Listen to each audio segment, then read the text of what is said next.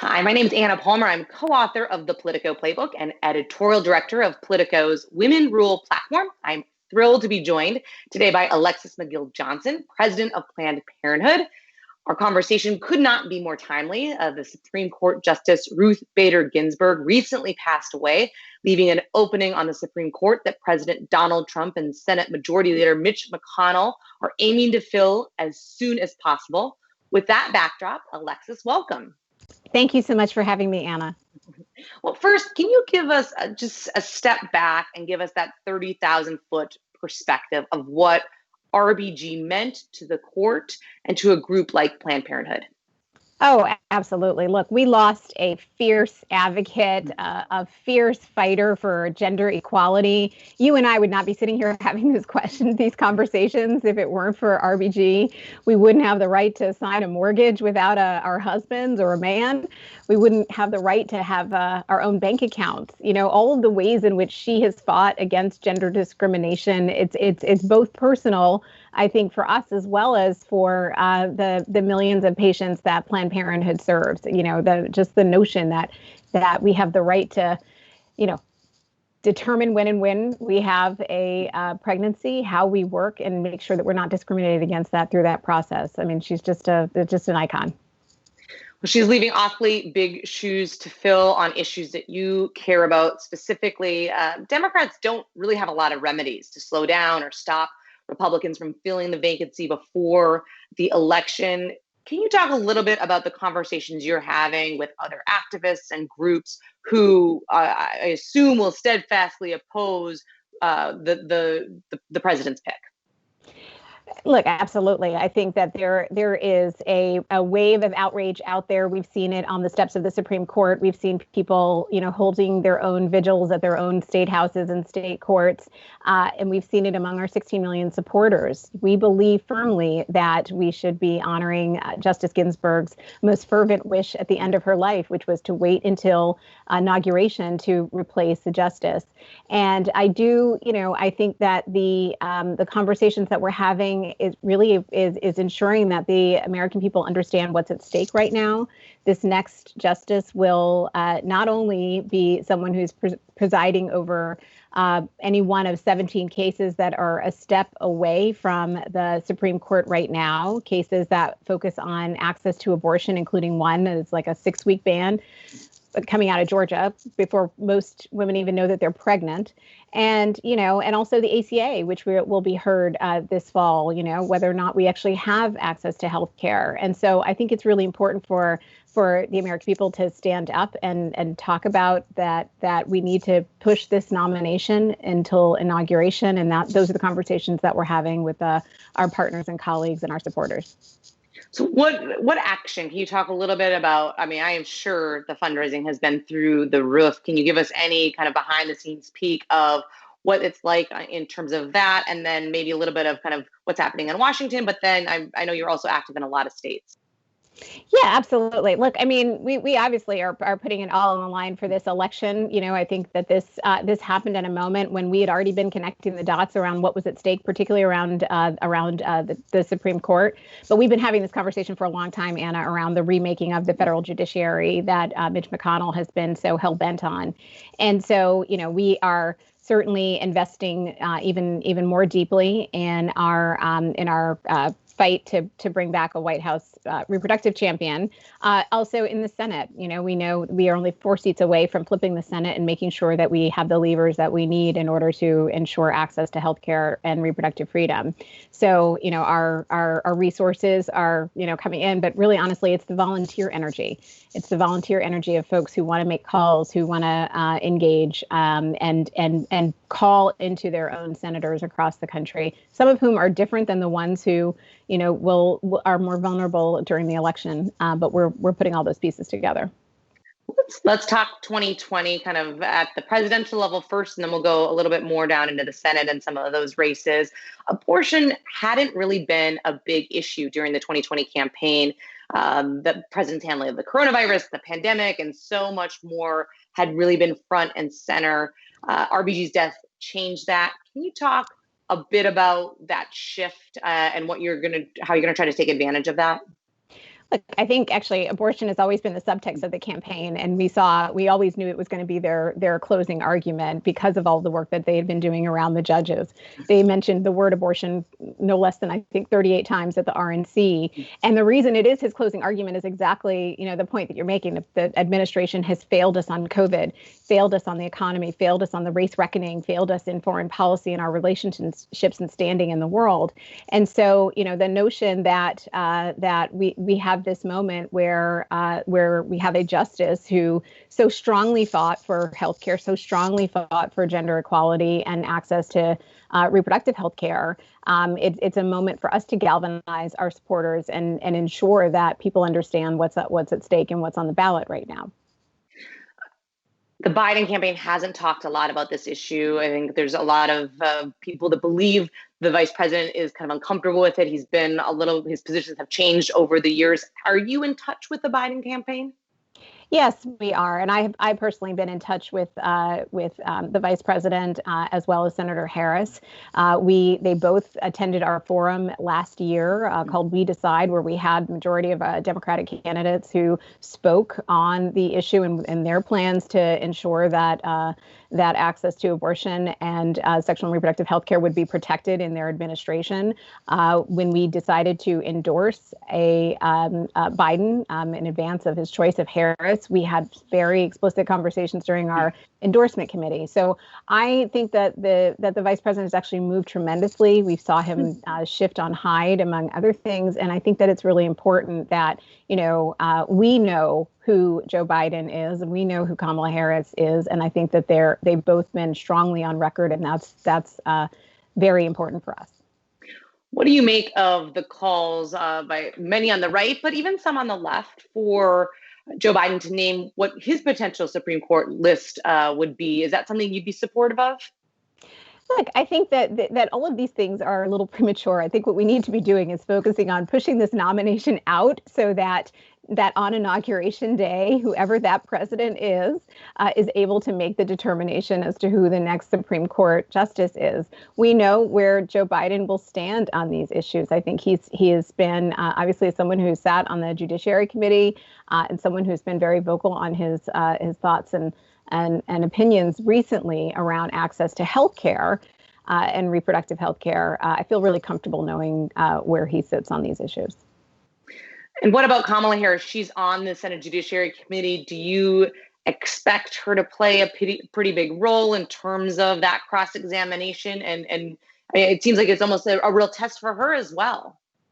Yeah, absolutely. I think her prosecutorial nature that we saw during the Kavanaugh hearings will be very important for this nomination. They decide to try to ram this nomination through. I would strongly hope that she would be sitting right there as part of the committee and pushing back and fighting and communicating to Americans what's at stake right now.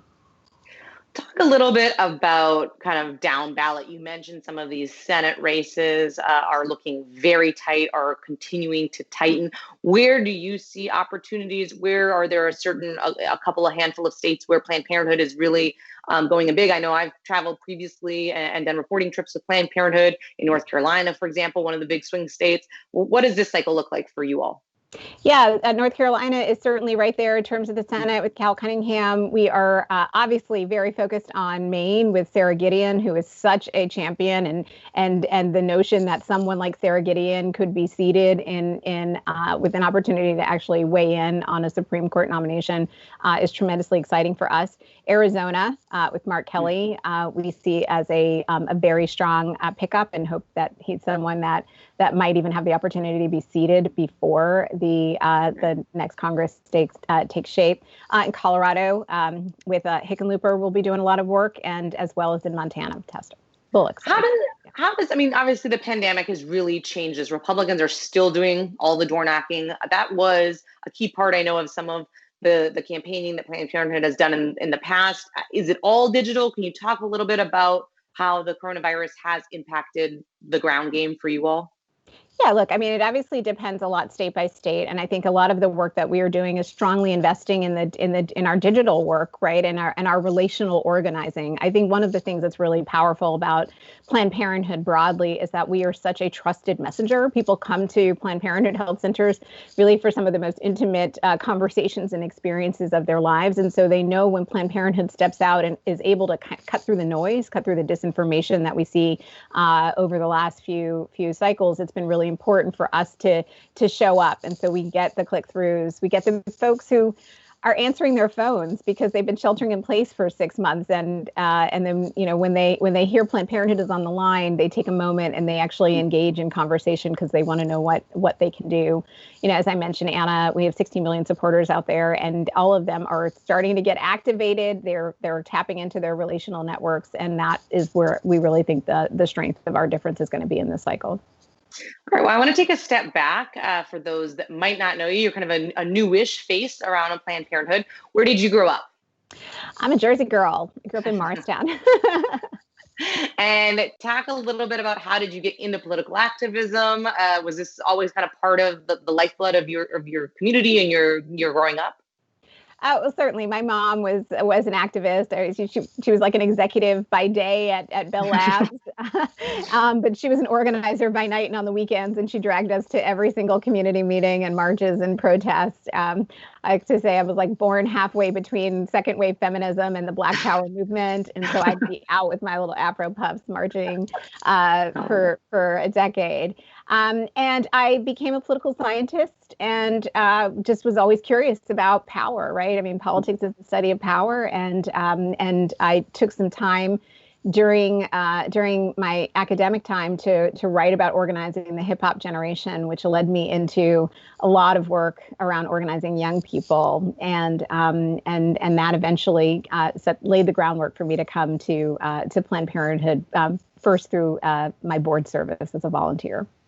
You climbed the ladder. I was reading about this earlier this morning, with working with groups like Hip Hop Summit Network and Citizen Change, really kind of the kind of on the ground organizing. Can you tell us a little bit about maybe some lessons learned from that time and how you're applying it in your current role? Yeah, absolutely. I mean, that work, so in 2004, I ran what was called the Vote or Die campaign under Sean Diddy Combs. And that, remember it. You remember? I mean, the urgency couldn't feel like even more relevant than now.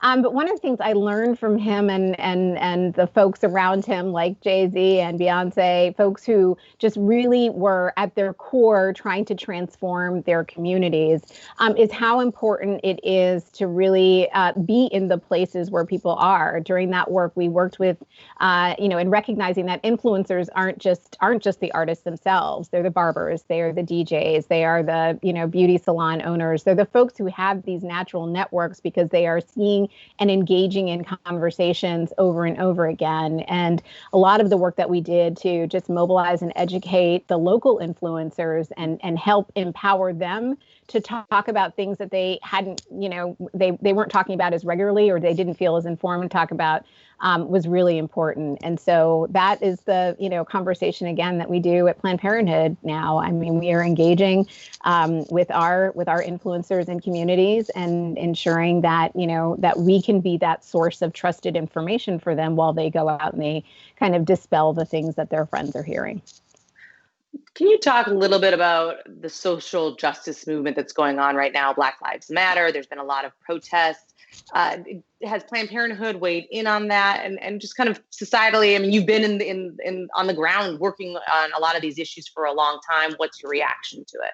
Yeah, absolutely. So after I left the hip hop world of organizing, I actually started a think tank called the Perception Institute, which is a group of social psychologists that were translating how our brains and bodies literally were experiencing race. And so we were part of the cohort that brought to mainstream these conversations around implicit bias, explicit bias, and racial anxiety. And we worked with a number of police departments. We worked with prosecutors. We work with judges and obviously healthcare providers and educators.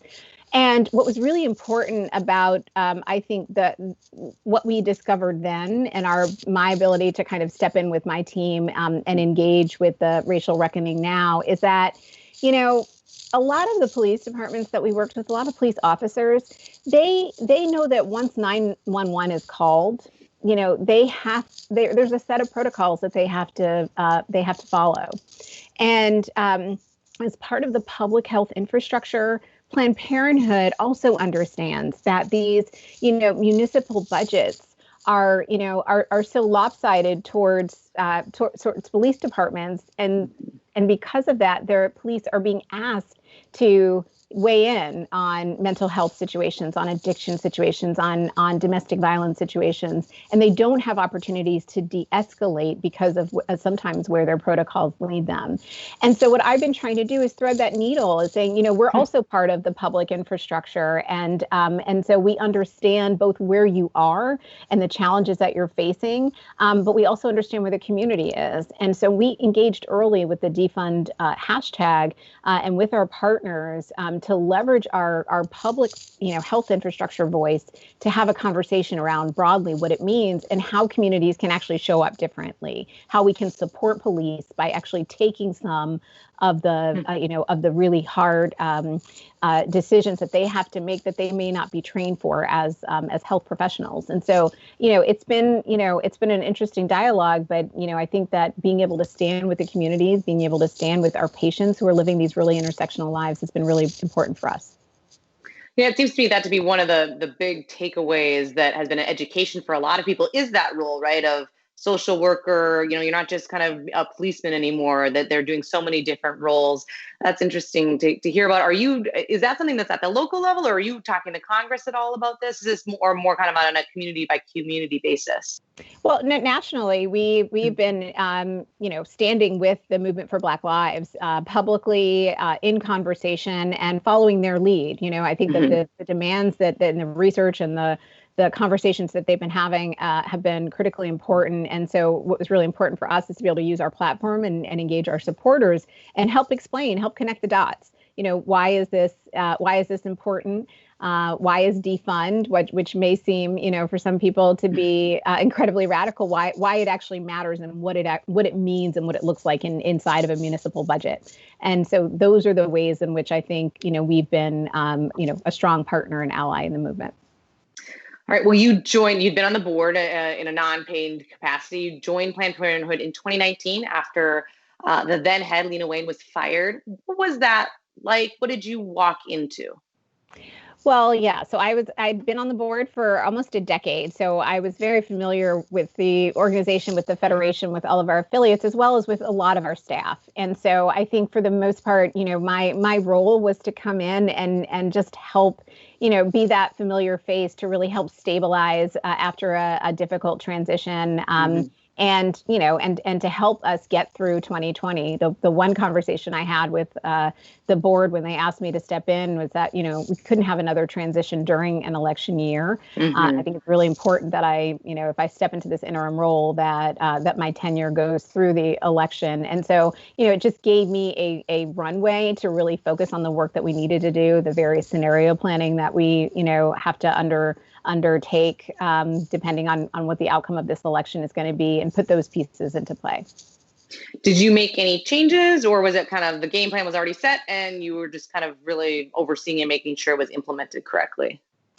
Well, yeah, of course. I think that there are things that as a board leader and things that, as someone who's just long been engaged with the organization, work that I wanted to see happen, and always waiting for the leader to engage, and kind of had that moment of like, oh, wow, you're the leader.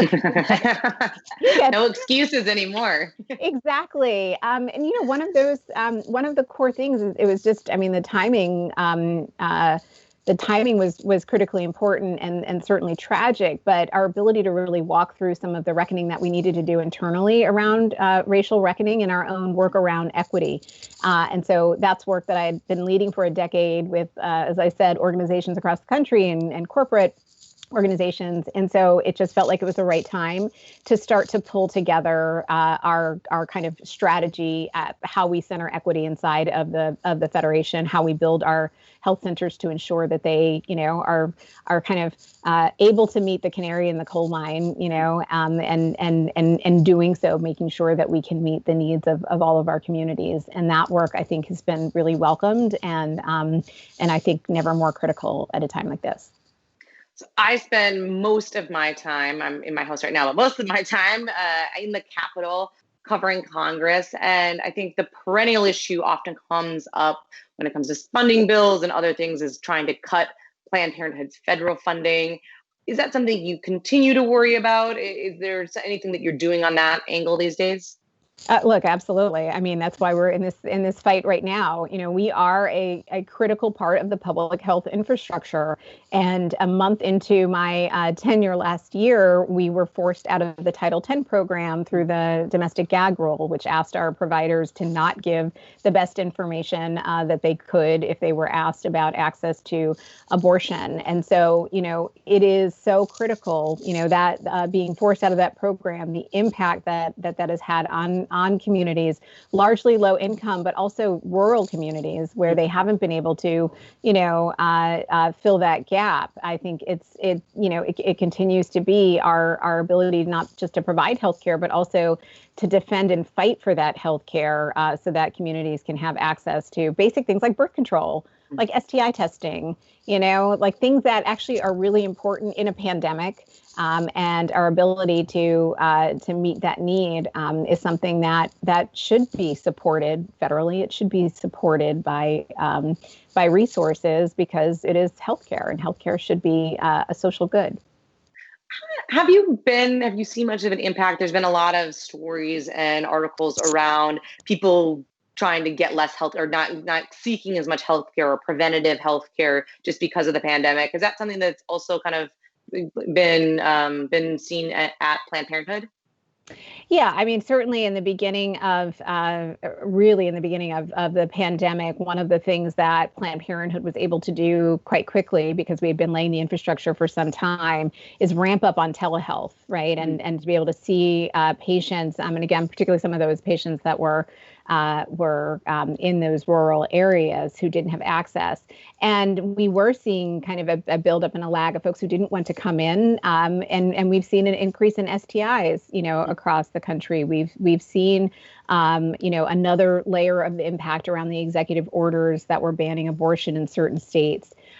We saw those patients get in cars and drive to out of state in some cases to access medication abortion. So we've both seen the impact of people not seeking help and care, and we've also seen the urgency of particularly time sensitive care like abortion, of people pushing themselves and making themselves even more vulnerable by leaving during the pandemic. But being able to take advantage of that, the shifts in policy around telehealth, I think, again, is one of those ways in which our advocacy can be incredibly important to make sure that we are extending and expanding access to care.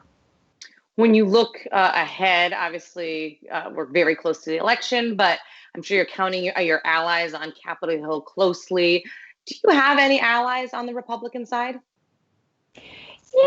Someone who has, I think, been incredibly supportive, very pro-choice, and has met with us and our patients regularly is Senator Murkowski. She is someone who, I think is very independently minded on this, and she's very strong about her support. And when she stood down on the justice, I think that it also comes through in where she stands and where her community stands with her. Do you guys do much, or is there any kind of opportunities you think with this new crop of senators or, members in the House to try to find some more bipartisan allies that would maybe help on some of these issues like the funding fight and other things? Look, Planned Parenthood has always been had bipartisan support, traditionally over the years. And it's really just in the last decade that the intensity of, I would say like when I joined the board, it was sometime around the 2010 Congress. And that intense gerrymandering that in state legislatures across the country, the way it transformed our Congress, and then transform the kind of rhetoric that we hear in the Senate and the White House is something that we are fighting against structurally. There is no state in the union that does not support access to abortion or Roe as the law of the land. And yet, in state after state, what we have is a vocal minority that controls the levers of power. And so it makes it very difficult for us to actually have many of those conversations with the hyperpartisanship. I do have hope, though, that as people understand and they start to see what's at stake, they start to see the impact on on patients in their community, they will understand, particularly something like, as we were talking about earlier about the courts, the court is set to hear a case on the ACA this fall. So healthcare broadly is under attack, and certainly sexual and reproductive healthcare. And so, we're doing all we can to forge those bonds. And I would love to see the log cabin, version of a pro-choice Republican Congress. All right. Well, we are quickly running out of time, but I do want to just circle back to the big issue, obviously, for Planned Parenthood, and that is certainly in front of the Congress right now, is filling the seat of Ruth Bader Ginsburg. Roe versus Wade. We've talked a little bit on the outskirts, but I mean, can you just kind of boil it down how important this justice position is in terms of Roe versus Wade, and whether you think that, if Trump is successful, that's going to no longer be the law of the land? Look, it is very critical. As I said, there are 17 cases that are a step away from the Supreme Court. Of all the things that I said that the Trump administration has done wrong, I think the one thing that they have done well to their advantage is really remake the federal judiciary. And so the ways in which the courts have become the stopgap for us to stop some of these egregious bans, again, like one of these cases is a 6 week ban, where, many women don't even know that they're pregnant at that point. And so, the impact that it will have on people's ability to access abortion in their state is definitely on the ballot this cycle. And it's certainly with respect to this nomination. So, if past his prologue, the justices that Trump has nominated so far, Gorsuch and Kavanaugh, they've done exactly what he has expected them to do.